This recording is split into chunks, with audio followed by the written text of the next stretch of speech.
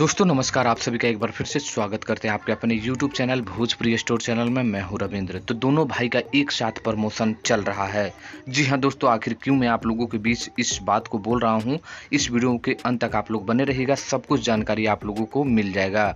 दोस्तों, भोजपुरी की hit machine Khesari Lal Yadav एक शानदार फिल्म लेकर आप लोगों के बीच आ रहे हैं, जिसका नाम है संघर्ष 2।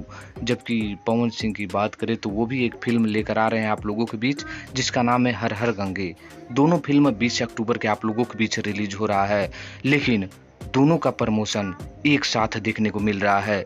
जी हाँ दोस्तों, ये बड़ी अपडेट है कि भोजपुरी के हिट मशीन खेसारी लाल यादव और पवन सिंह के बीच जो दोनों शानदार तरीके से आप लोगों के बीच एक साथ प्रमोशन के साथ रिलीज हो रही है, वो बात मैं इसलिए बता रहा हूँ क्योंकि आप लोग देख सकते हैं कि संघर्ष 2 का जो डायरेक्टर है पराग पाटिल, वो अपने पेज से दोनों को शेयर किए हैं, जो आप लोग अपने स्क्रीन में देख सकते हैं, और दोनों को मेंशन किए हैं, यानी हर हर गंगे को भी और संघर्ष 2 को भी।